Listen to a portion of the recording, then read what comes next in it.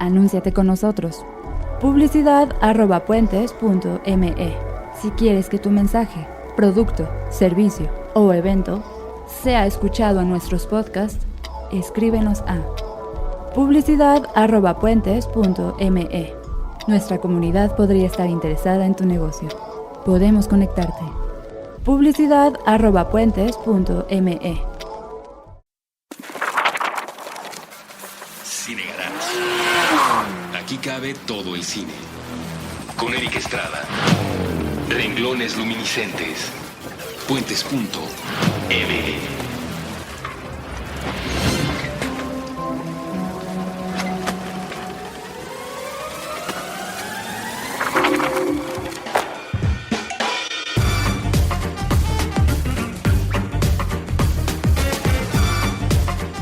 Buenos días, buenas tardes, buenas noches.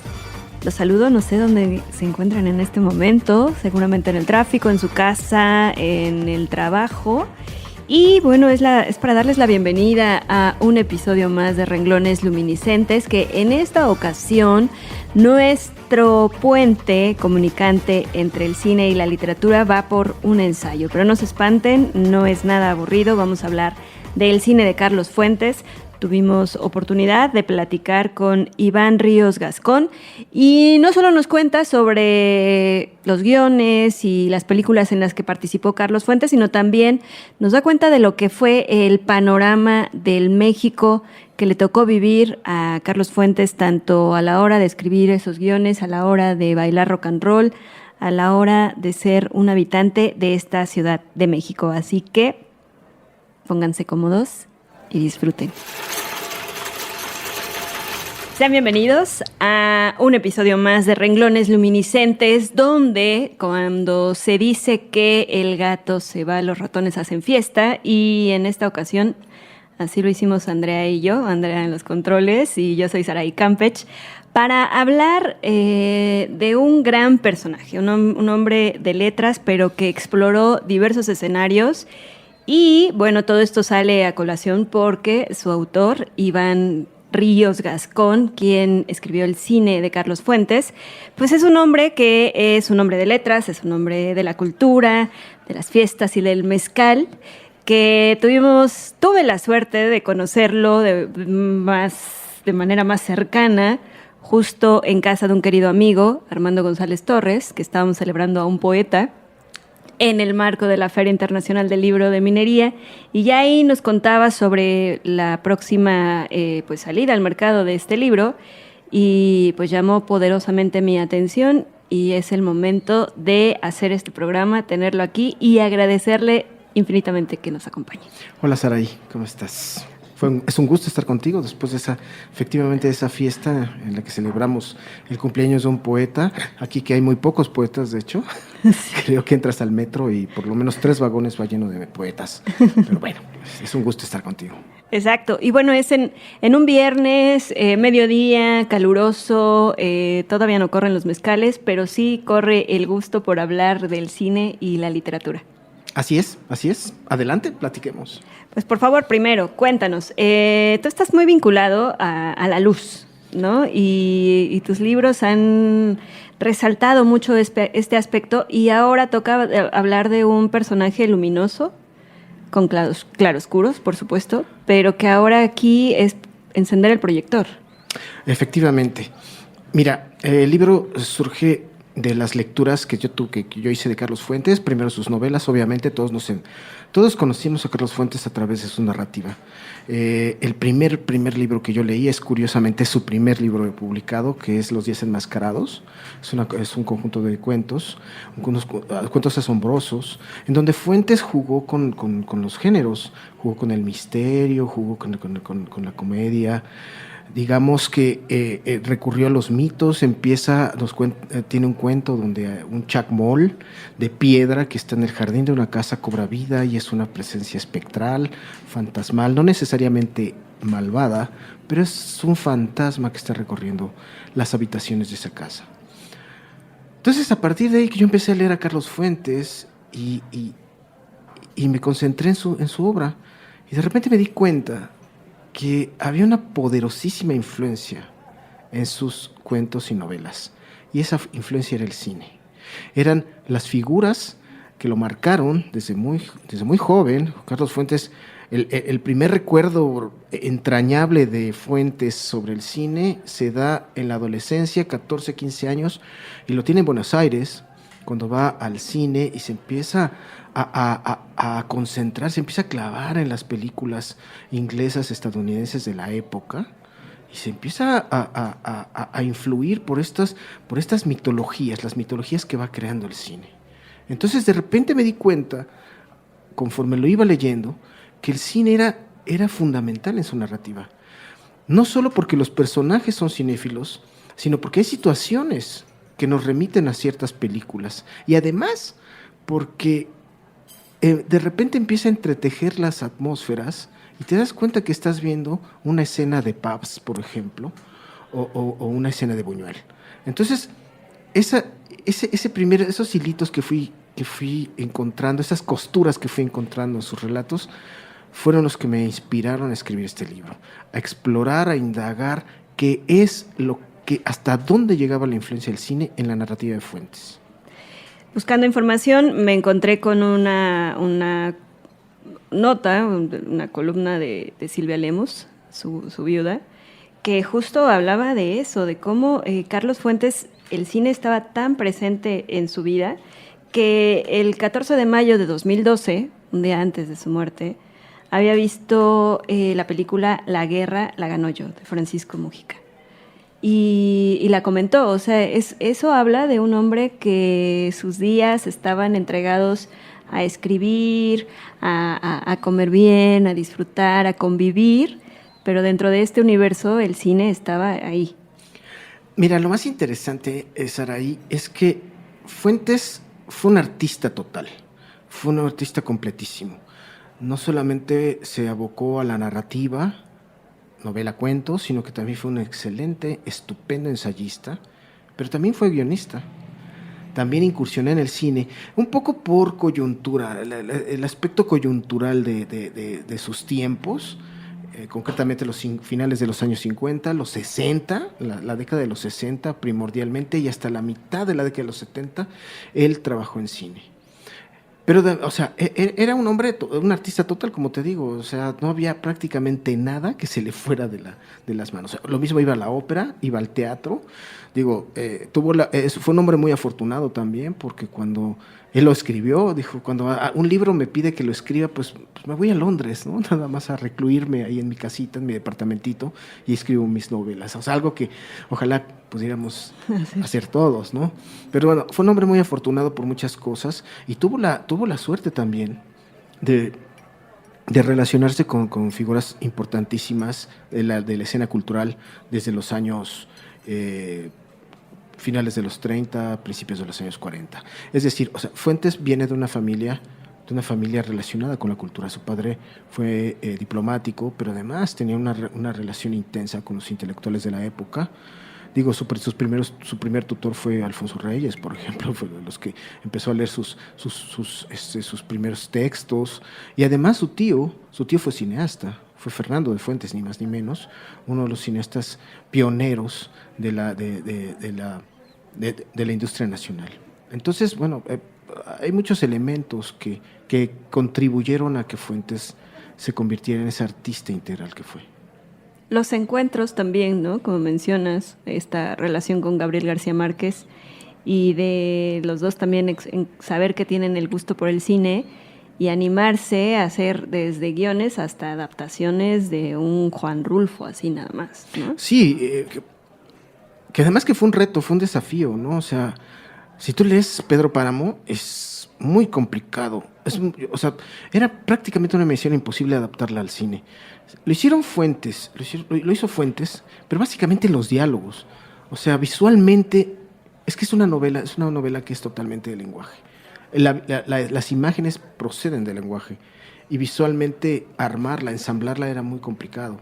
Tiene sus bemoles esta película, ¿no? De Carlos Velo, precisamente dirigida por Carlos Velo, como por ejemplo John Gavin en el papel de Pedro Páramo, ¿no? Es alguien... El Espartaco de Kubrick. Exactamente, además un tipo muy guapo, pero al estilo estadounidense, al estilo sajón, ¿no? No tan mexicano como plantea la novela de Rulfo, que era este macho, eh, básicamente viril, ¿no? Ese era el atractivo. Pero bueno, Fuentes se hizo los diálogos y lo hizo muy bien, lo hizo muy bien. Si revisamos Pedro Páramo, no es una película que desmerezca ante la obra. No, y además invita a leer la obra también, Por que supuesto. eso es algo que nos gusta, ¿no? Platicar aquí de que no nos ponemos en como jueces de qué fue mejor la película o el libro, porque tampoco tenemos las credenciales, pero sí de decir, bueno, esto es lo que te ofrece el libro y esto es lo que vas a encontrar en la película y entrale por donde quieras, pero el chiste es de que cruces de un lado a otro, ¿no? Claro, claro. Y bueno, cuéntanos un poquito sobre este libro que acaba de salir, o sea, está circulando de hace nada. ¿Cómo es que vas estructurando? Porque tenemos esta parte donde hablas de Carlos Fuentes, guionista, ¿no? Pero también de su literatura. Mira, lo ensamblé en 3 partes, Saray.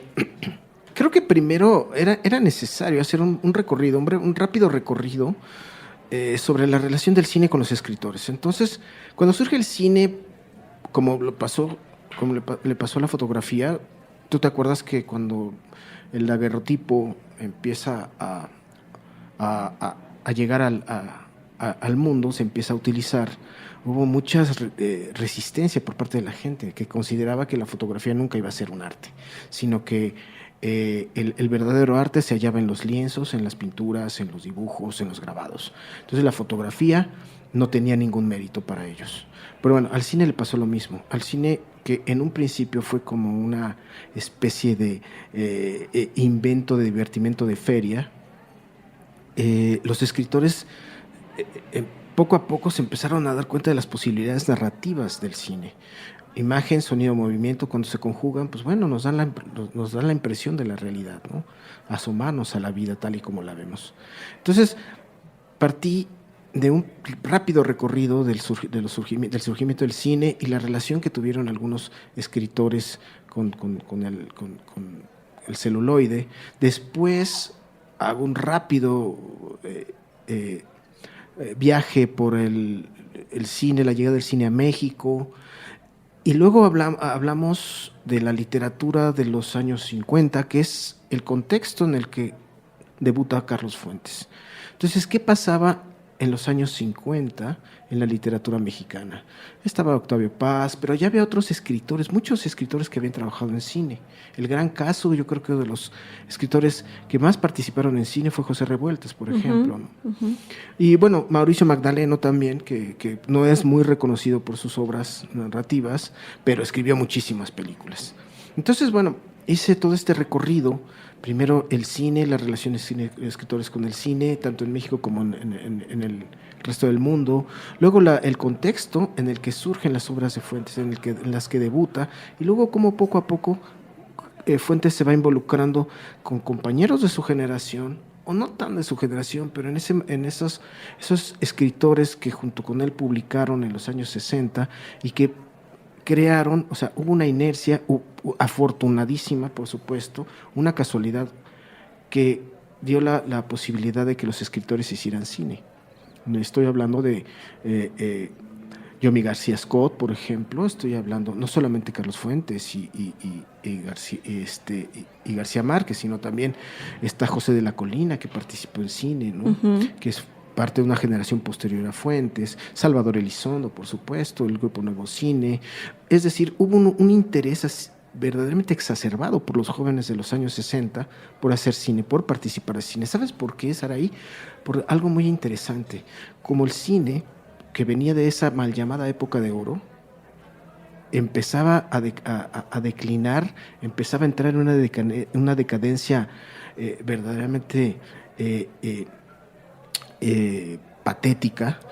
Creyeron por un momento los jóvenes aquellos jóvenes en los años 60 creyeron que la única salvación, la única manera de rescatar al cine mexicano era contar con cabezas imaginativas, y no había mejor cabeza o cabeza más imaginativa que la de los escritores.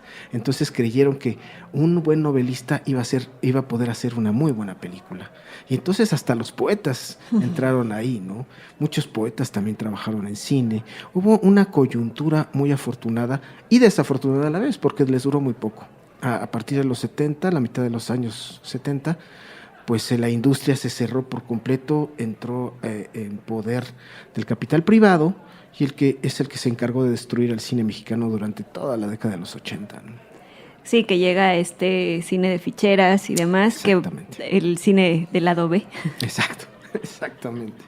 Pero fue breve pero intenso. Vamos, también lo que se cruza en el camino de todos estos grandes personajes, pues es el 68, ¿no? O sea, son todas estas pulsiones que también nos arrojan muchas películas, muchos libros y muchas cosas que ahorita en 2018 es necesario revisar. No, sí, por supuesto. Básicamente fueron documentales del 68. Digamos que a principios de los años 60 hasta el 68 marca un impas.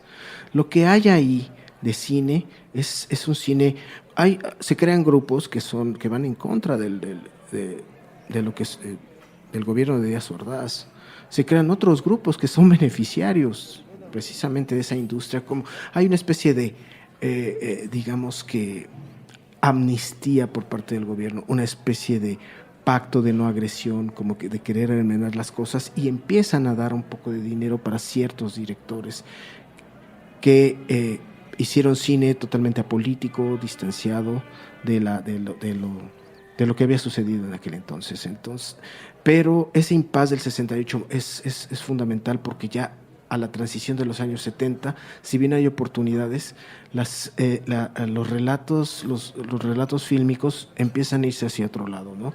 Empiezan a explorar la condición de los jóvenes totalmente apolíticos, más bien con aspiraciones intelectuales, pero no se tocan esos asuntos. Exacto. Cuéntanos un poco sobre, al momento de abordar a Carlos Fuentes como en el mundo del cine. A mí, siempre que pienso en Carlos Fuentes en el mundo del cine, me lo imagino bailando rock and roll. Es así, tan figurín, ¿no? Pero es que debió de haber sido la bomba, ¿no? Estar ahí, García Márquez, pero Carlos Monsiváis, pero que nos reunimos en estos garitos de la zona rosa, ¿no? Muchos que ya no existen. Era otra ciudad también. Sí, totalmente. Era el México de la zona rosa, cuando la zona rosa era pues la Condesa de ahorita, ¿no? Donde iban los intelectuales o los aspirantes y ahí se reunían. Fuentes, si bien era un poco más grande que ellos, por lo menos era 10 años más grande que Monsiváis, él se reunía con estos jóvenes. Yo creo que uno de sus buenos amigos fue Rocha, ¿no? Que actuó en la película Un alma pura, adaptación de su cuento, ¿no? Que uh-huh. la adaptación que hace Juan Ibáñez de su cuento es un corto muy interesante, es un corto muy bien hecho, porque además es una historia de incesto y está muy bien contada, muy bien narrada. En términos fílmicos. Entonces, Rocha pues fue uno de los, yo creo que uno de los grandes amigos de Carlos Fuentes. Lo mismo que Enrique Vélez Félix y Julissa, ¿no? Que por alguna razón tenían un vínculo ahí familiar. ¿Te acuerdas que Carlos Fuentes se casó con Rita Macedo? Después se separó de ella por unas circunstancias en los años 60, pero bueno, Julissa fue parte de al menos dos obras importantes que son adaptaciones a la obra de Fuentes. Una es Las dos Helenas y otra es la que considero que es la película más Fuentes de todas las películas que se han hecho en México, que es Los Caifanes.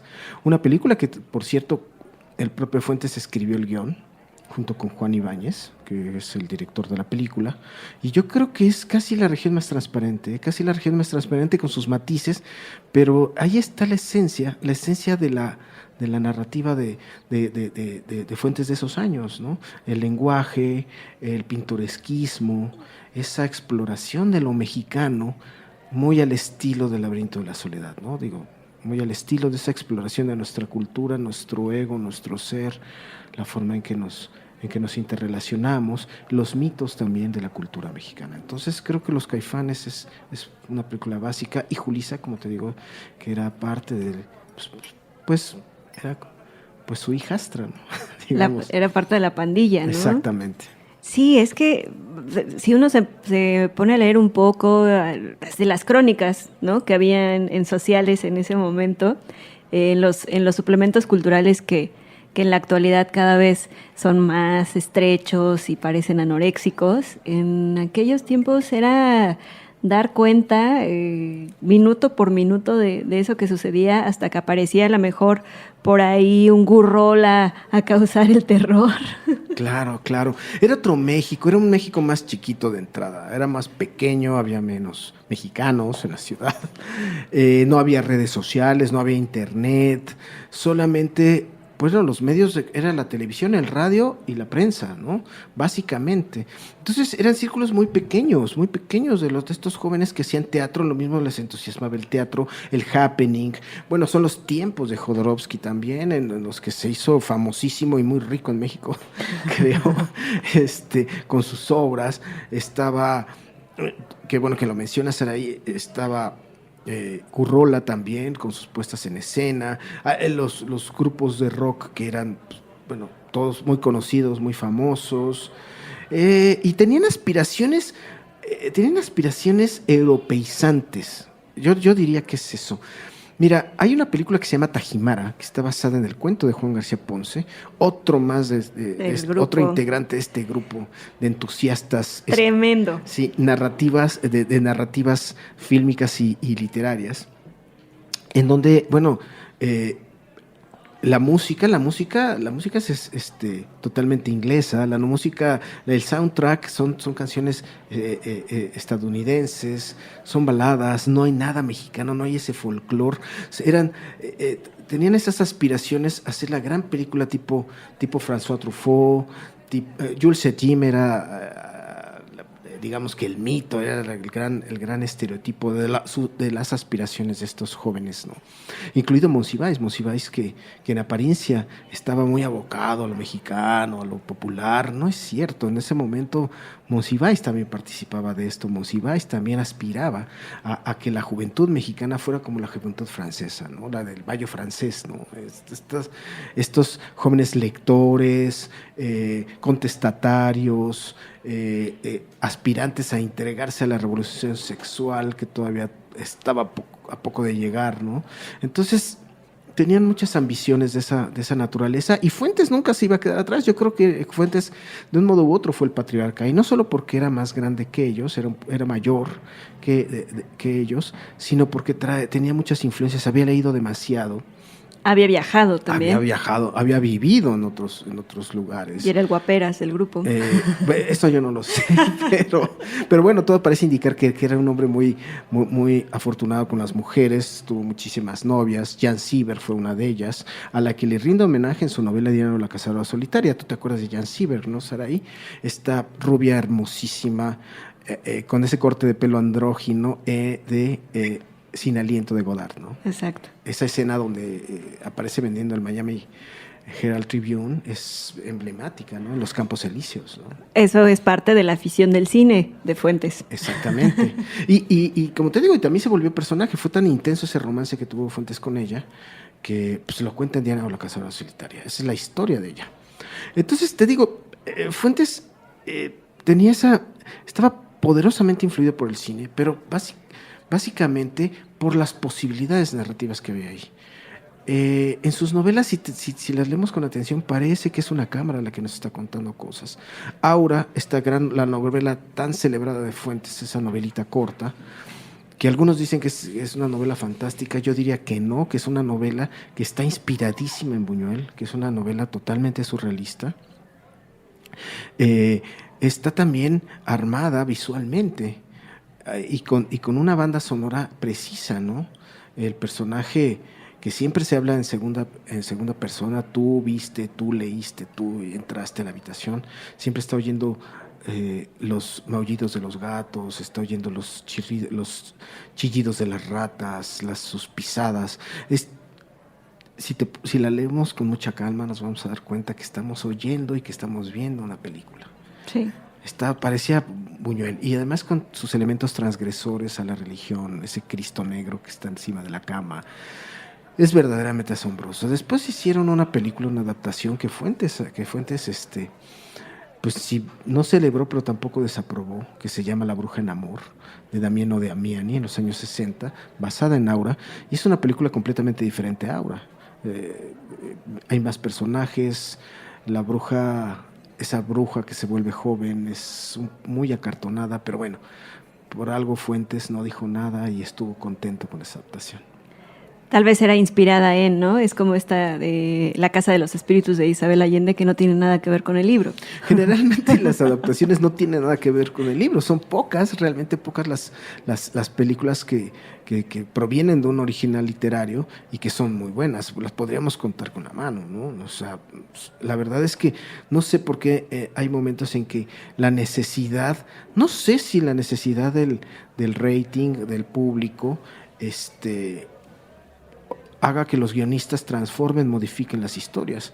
Digo, el último caso más escandaloso para mí fue la segunda parte de Trainspotting de Danny Boyle, ¿no? Si teniendo el original de Irving Welsh, que se llama Porno, que es una película igual de cruda, igual de violenta, igual de ojete que la primera película, Trainspotting. Mark Renton en la novela vuelve a traicionar a sus amigos, pero aquí ahora Danny Boyle quiso darle la vuelta y defender a la amistad por encima de todas las cosas, y resultó otra cosa completamente diferente, aunque para las nuevas generaciones que no han leído las novelas de Irving Welsh, pues les resulten funcionales esas dos películas, ¿no? Trainspotting y T2, ¿no? Sí, pero bueno, y también cuánto tiempo pasó entre una y otra, ¿no? O sea, como que antes ser políticamente correcto no era una obligación, y ahora parece que tienes que entrar en estas convenciones, ¿no? Exacto. Bueno, lo mismo le pasó a Fuentes, ¿no? Las adaptaciones que hicieron de sus películas, de sus obras, en las películas que hicieron de sus obras, generalmente fueron modificando muchas cosas, ¿no? Aunque algunas no tanto, pero terminan así demasiado plásticas, como Gringo Viejo, ¿no? Por ejemplo, de Luis Puenzo, que sí más o menos se apega a la historia, pero ahí lo que realmente no funciona es ese acartonamiento hollywoodense, ¿no? Esta mirada de México, muy esa estética Speedy González con las que insisten retratarnos, ¿no? Exacto. Y esto nos lo vas de alguna manera narrando, ¿no? En el cine de Carlos Fuentes. Sí, bueno, me ocupé de explorar las obras principales, tanto de adaptaciones como no adaptaciones, o las que se quedaron en ello, en la mera aspiración, porque son las obras que estaban más influidas por el cine. Fuentes, a mediados de la década de los 90, quizás es con Diana o La cazadora solitaria, con la que ya deja de aludir al cine en sus obras, en sus novelas. Ya se dedica a contar historias tal cuales, resiste la tentación de hablar de cine, y yo creo que tal vez hasta dejó de ver cine porque pues ya no hay evidencias, ¿no? de películas de los finales de los años 90, del 2000 a la fecha, hasta la fecha de su muerte, de la que hable, ¿no? Por ahí de repente en el cine, es curioso que en el resurgimiento del cine mexicano, con Alejandro González Iñárritu, o con Guillermo del Toro, o con Alfonso Cuarón, pues solamente los menciona de pasadita, ¿no? Están haciendo cosas buenas y punto, ahí se queda, ¿no? O sea, ya se limita a nada más a decir que están bien sus películas y ya. No las reflexiona, no se involucra más con la obra de estos directores, como lo hizo con Buñuel, por ejemplo, como lo hizo con Renoir, por ejemplo, ¿no?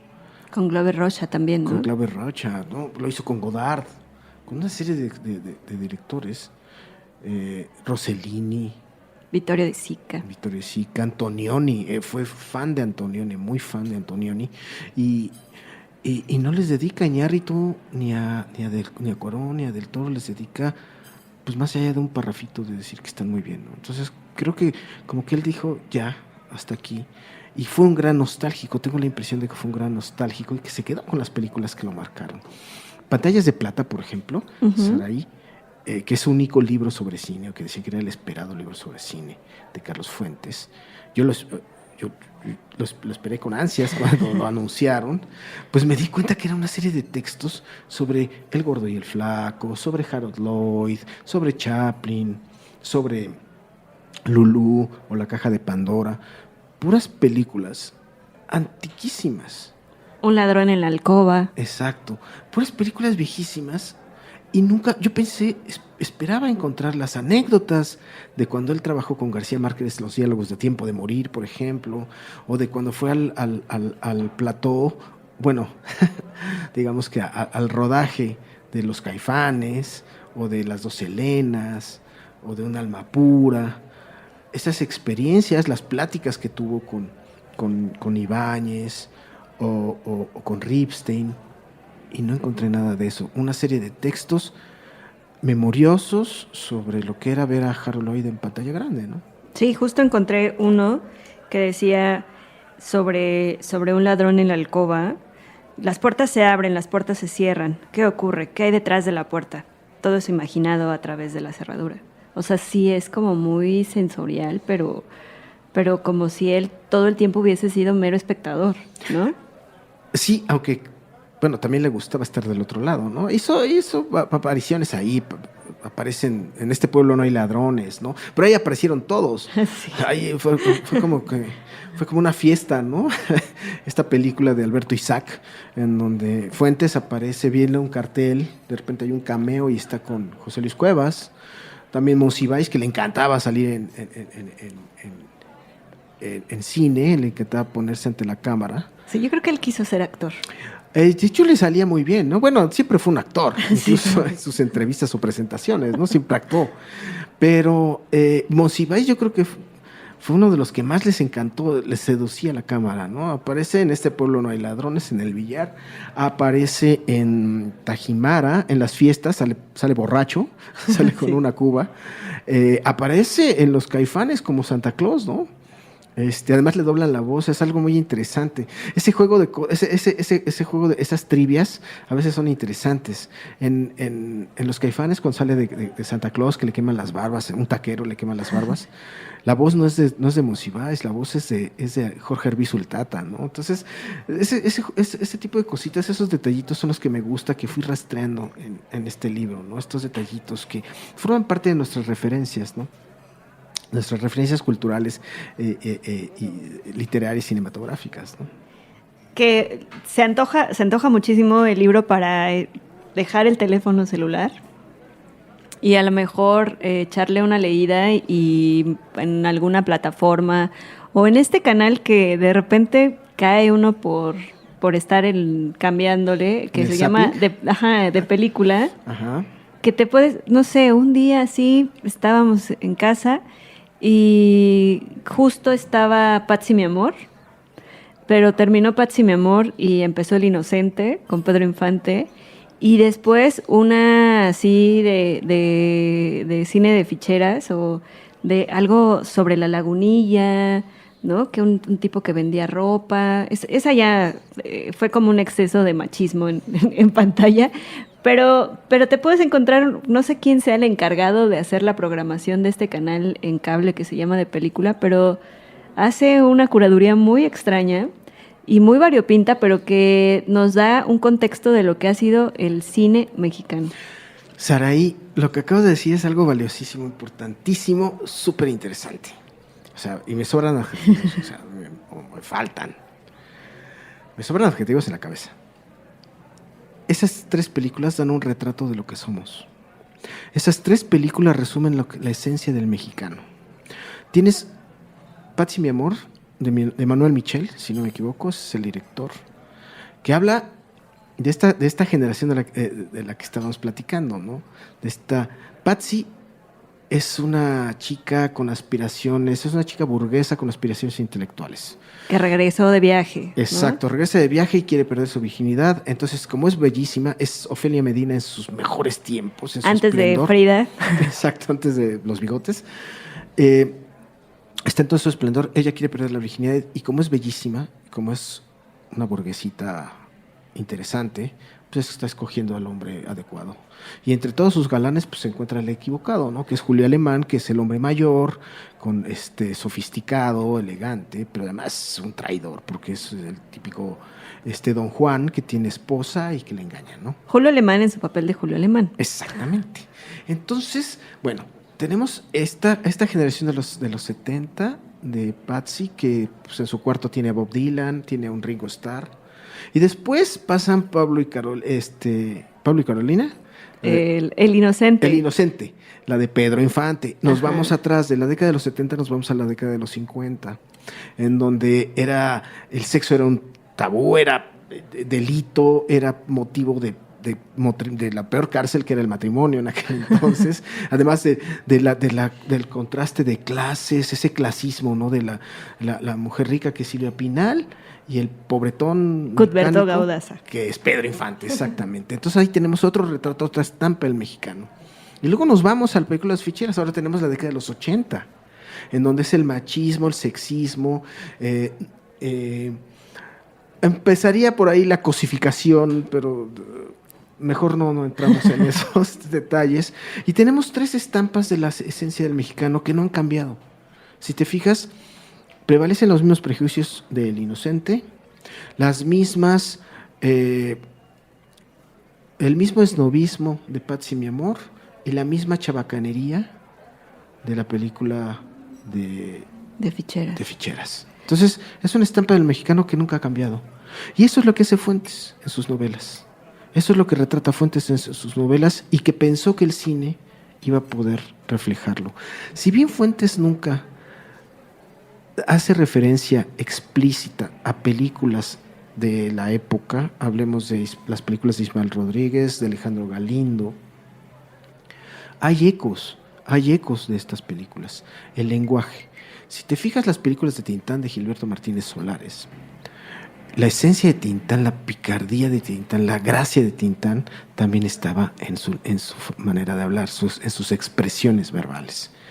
Fuentes hizo eso en La región más transparente. Fuentes hizo eso en Cambio de piel. Ese es el retrato, esa es la esencia de lo mexicano en la obra de Fuentes. El lenguaje como identidad, como elemento cultural. Es parte de nuestra razón de ser de mexicanos. Y eso es lo que hizo Fuentes.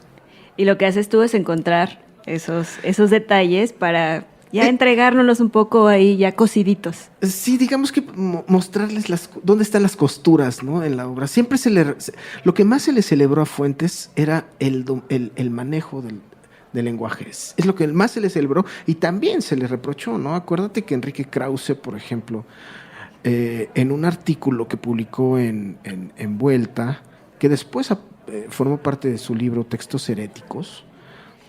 Acuérdate que Krause dijo que Fuentes era un macho porque trataba las palabras como putas. Así le dijo, Fuentes es un macho porque trata las palabras como putas. En su momento yo cuando leí eso dije, bueno, este es un elogio, ¿no? Porque utilizar, o sea, ser el proxeneta de las palabras para que las palabras hagan lo que tú, o transmitan lo que tú quieres, eso es sensacional, ¿no? Eso es lo que todo escritor aspira, porque trabajas con palabras. Pero, como te decía, si bien se le celebró o se le reprochó a Fuentes el lenguaje, lo que hizo Fuentes fue aguzar el oído, ponerse muy atento a cómo se hablaba, cómo se expresaban, porque nuestro lenguaje es nuestra verdad, es nuestra esencia, y eso lo plasmó en sus libros. Y eso lo llevó a su gran obra, a su obra maestra del cine, que te digo que es Los Caifanes, porque él fue el guionista de esa película. Una idea es leer un poco, entrarle a hacer su lista de películas. ¿Cómo podríamos abordar? Quizá para quien no se ha animado a leer a Fuentes, a ver a Fuentes, ¿no? Bueno, leer, yo creo que cualquiera de sus primeras novelas, a partir de los 50 al año 2000, ¿no? En 1956 publica Los Días Enmascarados, y creo que es un libro que vale la pena leer y releer hasta el cansancio. Pero yo creo que básicas son La región más transparente, Cambio de piel, La cabeza de la hidra, que es una gran novela negra, inspirada en Y inspirada en muchos directores, inspirada en Antonioni, inspirada en Pabst, el Lulú, la caja de Pandora, inspirada en Peter Lorre, que era su ícono, era su actor favorito, Peter Lorre, el de Las manos de Orlac. Y por qué no también algunos de sus libros de cuentos, ¿no? Como, no sé, básicamente los cuentos como Un alma pura o la novela Las buenas conciencias, ¿no? O sea, por ejemplo, ¿no? Eso es básico. Y Diana la cazadora solitaria, que me parece una novela extraordinaria. Y nos vamos a dar cuenta que también, si leeremos, por ejemplo, con esos pocos libros, bueno, Zona Sagrada incluiría también esta novela que cuenta la vida del hijo de una diva del cine, que ahí sacará sus conclusiones en quién se inspiró y en quiénes se inspiró, porque es madre e hijo. Es una novela verdaderamente reveladora. Con esas obras, solo con esas obras de leerlas, nos damos cuenta también que Fuentes era un gran teórico del cine, porque nunca resistió la tentación, se entregó a ella con singular alegría de hablar de cine, teorizar sobre la fotografía, sobre el sonido, sobre la luz, sobre la dirección de actores, sobre el cine de autor. Siempre tuvo ahí unos párrafos, y es lo que recupero en el libro, ¿no? Recupero esos párrafos que, si se juntaran todos, haces un libro de cine, un libro de teoría cinematográfica por el propio Fuentes. Y ese hijo de diva también creo que debutó en alguna película que Fuentes hizo, no sé si el guión o la adaptación, ¿no? Sí. Me tengo por ahí el dato. Las dos Helenas, ¿no? Me parece que y sí. Los Caifanes, pues es ni más ni menos que el héroe de la película. Se iba a hacer Zona Sagrada, eso es interesante. Se iba a hacer Zona Sagrada, se iba a filmar, pero por alguna razón ya tenían locaciones, ya tenían presupuesto, ya tenían al elenco incluso. Se prohibió. Gobernación prohibió el rodaje de esa película. Entonces, alguien movió sus influencias para que esa película no se filmara. Alguien que se sintió muy ofendido. Ofendida, tal vez. U ofendida por esa novela. Entonces dijo no. Y no hay una evidencia clara, o sea, yo no puedo aventurar quién fue, ni cómo fue, ni nada. Yo nada más digo que por alguna razón se prohibió, se canceló la producción y se acabó. No hay nada documentado, solamente rumores, pero pues los rumores no podemos darlos por hecho ni podemos platicarlos, ¿verdad? Exacto. Sería poco ético. Entraste a los guiones también, tuviste acceso a estos documentos que son tan ricos de ver las anotaciones y, no sé, bitácoras. Cuéntanos un poquito sobre ese lado del cine también. Mira, Fuentes era muy seguro, o sea, en realidad lo que hizo con García Márquez, por ejemplo, en Tiempo de morir, fue un poco lo que hizo Buñuel con Dalí para El perro andaluz. ¿Cómo escribió Buñuel y Dalí? ¿Cómo escribieron Buñuel y Dalí El perro andaluz? Bueno, se sentaron en una mesa con un trago, Buñuel y con cigarrillo Dalí, y empezaron a intercambiar imágenes, ¿no? Bueno, ¿qué te parece esta imagen? ¿Qué te parece esta? ¿Qué te parece esta? Y Fuentes y García Márquez, tan amantes de los mitos, pues hicieron algo parecido. Entonces se pusieron a charlar y fueron anotando los diálogos. Nos podemos dar cuenta que si escuchamos la película, si escuchamos los diálogos de la película, nos vamos a dar cuenta que los más largos son de Carlos Fuentes. García Márquez era más parco, era más economista del lenguaje. Fuentes no resistía soltarse. Por los otros guiones, él siempre trabajó con alguien. Nunca hizo nada él solo. Nunca.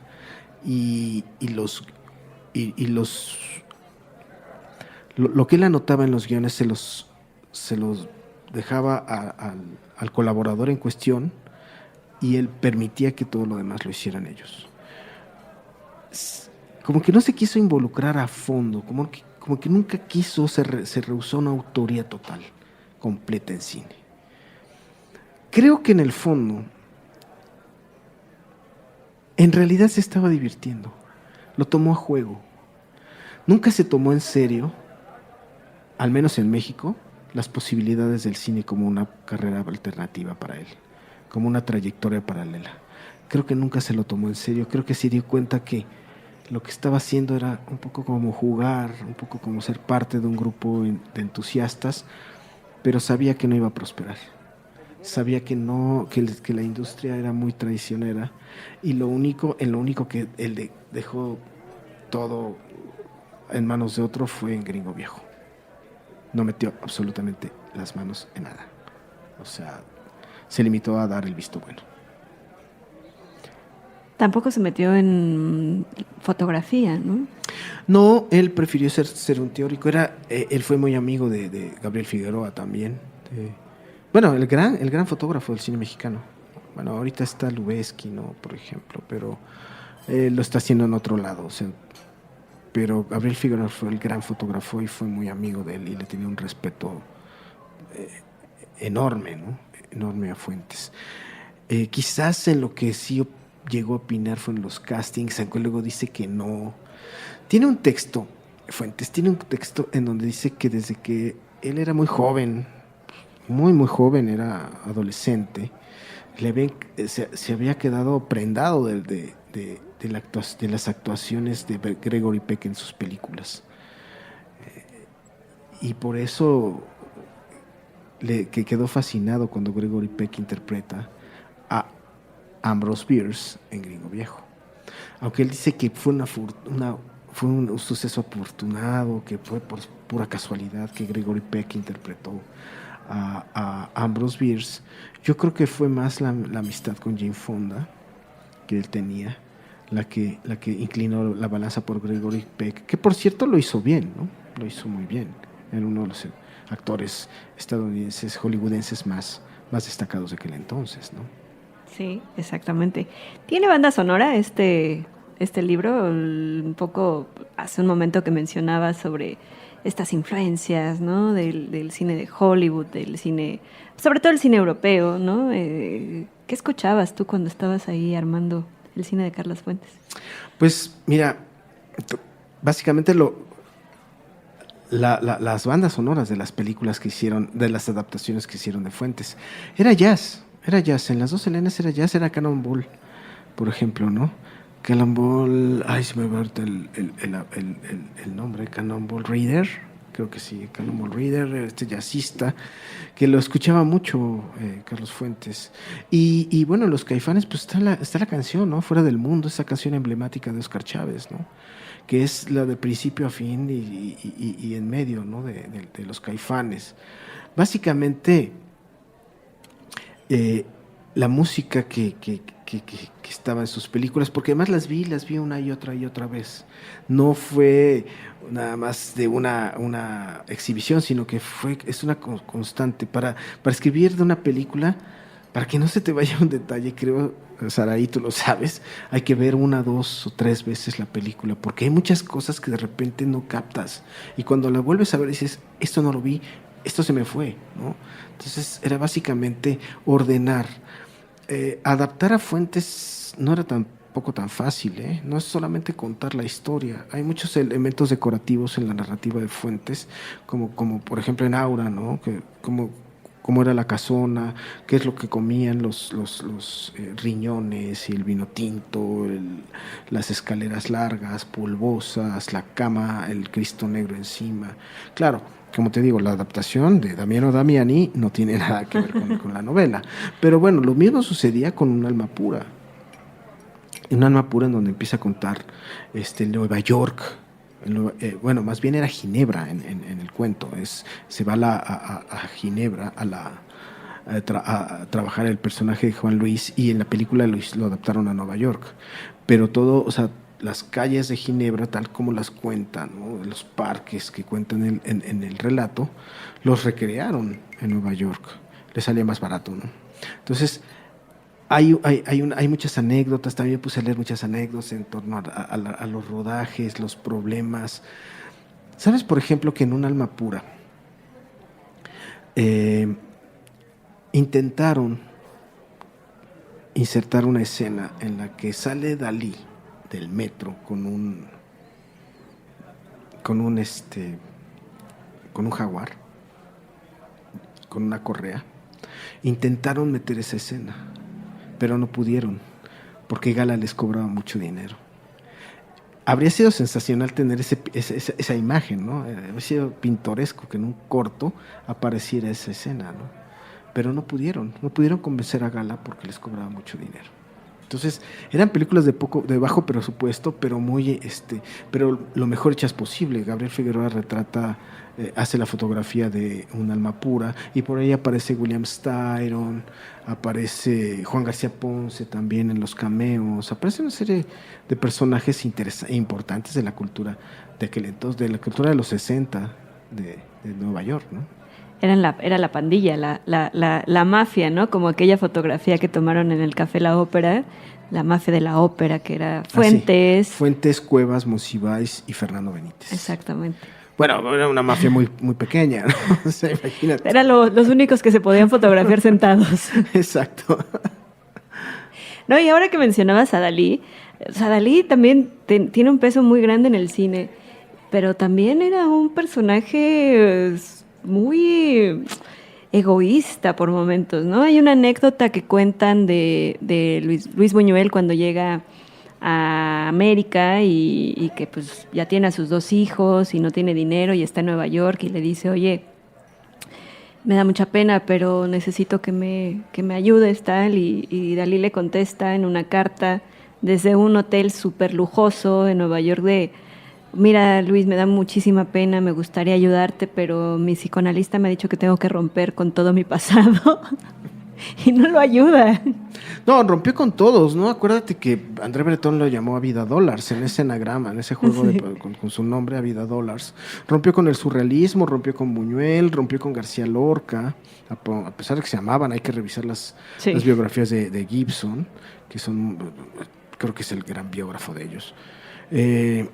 Pero Buñuel y Dalí, si bien tuvieron una gran amistad, hicieron, como te decía, el Perro Andaluz. También por ahí Dalí colaboró un poco en la Vía Láctea.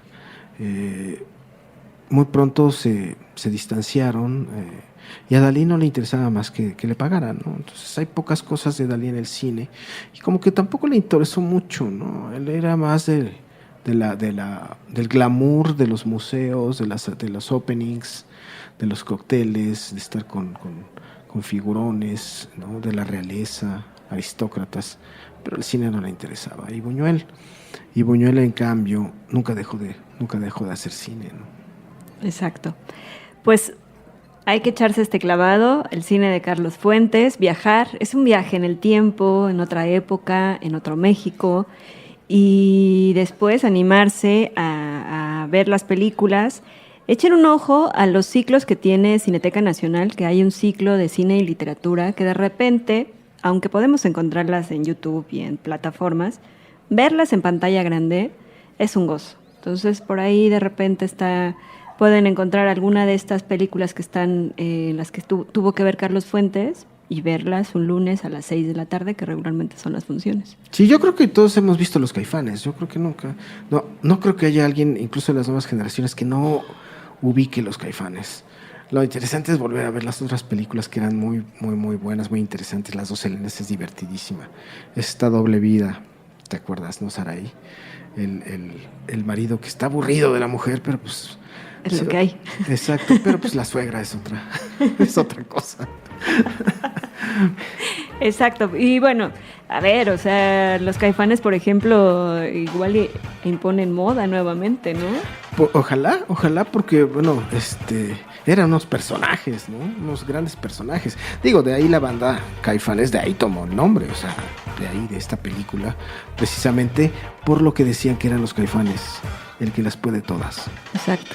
Y pues el que las puede todas ahora, Iván Ríos Garzón, muchísimas gracias. No, Saraí, a ti fue un placer platicar contigo, de verdad. Podemos quedarnos aquí 20 horas. Un rato más hablando de cine, de libros, y ha sido un gusto. Eric Estrada, te extrañamos muchísimo, pero sabemos que estás en esta misión de sumergirte en la Filmoteca de la UNAM, pero el siguiente capítulo, el siguiente episodio de Renglones Luminiscentes, aquí estaremos, reunido el equipo completo. Muchas gracias, Andrea.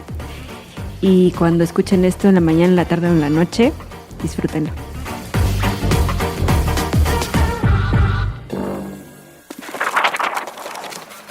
Cine Garage. Aquí cabe todo el cine. Con Eric Estrada. Renglones Luminiscentes. Puentes.ml